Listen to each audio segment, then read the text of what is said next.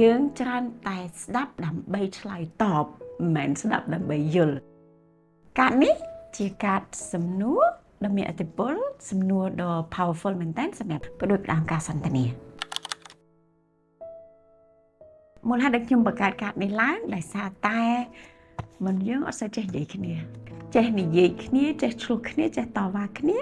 ប៉ុន្តែអត់សូវចេះនិយាយគ្នាដោយស្ដាប់គ្នា